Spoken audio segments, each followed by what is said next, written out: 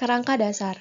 Kawan-kawan, pada sesi ini kita akan melihat secara lebih detail bagaimana kerangka dasar model Environmentally Extended Input-Output yang kita gunakan sebagai pendekatan perencanaan pembangunan rendah karbon.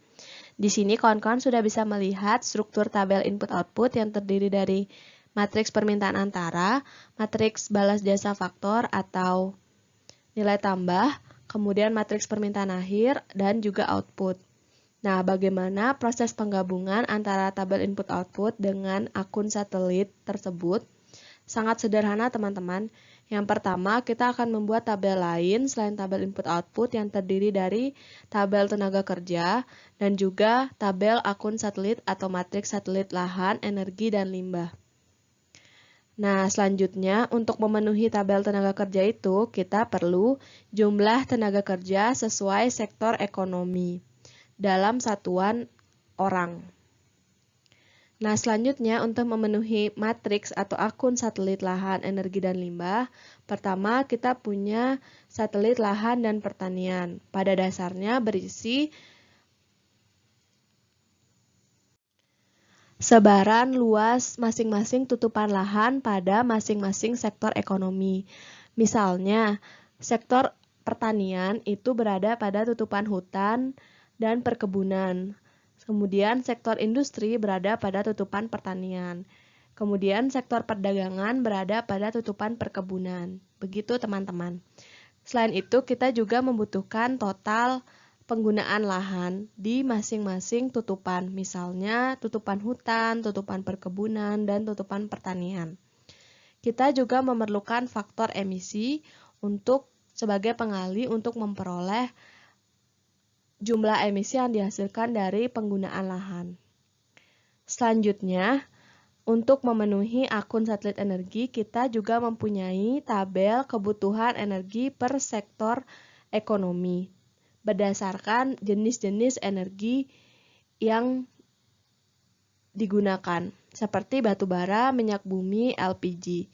Contohnya, pertanian ternyata menggunakan energi yang berasal dari batu bara, dan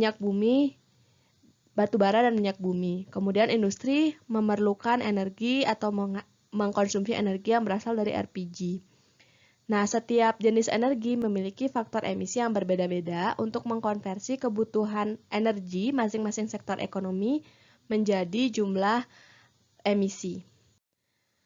Selanjutnya, ada juga akun satelit limbah yang berisi timbulan limbah yang dihasilkan oleh setiap sektor ekonomi berdasarkan tipe pengolahan limbahnya. Misalnya, sektor pertanian menghasilkan limbah yang dikelola secara open dumping itu sebanyak 1, kemudian juga dikelola di TPA sebanyak 0,5.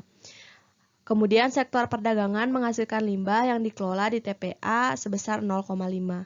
Setiap proses pengolahan limbah memiliki faktor emisi yang berbeda-beda, sehingga apabila ada aksi mitigasi yang melakukan pengolahan limbah yang lebih baik, maka faktor emisinya juga akan menurun, sehingga jumlah emisi yang dihasilkan juga akan turun.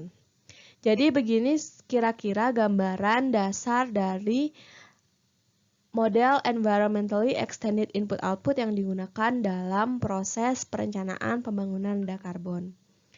Nah, ada beberapa poin dari kerangka dasar ini yang bisa disimpulkan, yaitu pertama kita perlu distribusi matriks kebutuhan lahan, baik di sektor lahan pertanian, energi, maupun limbah. Kita juga perlu kebutuhan lahan, kebutuhan energi dan timbulan limbah, dan kita perlu faktor emisi untuk setiap jenis energi, setiap jenis penggunaan lahan, serta setiap jenis pengolahan limbah.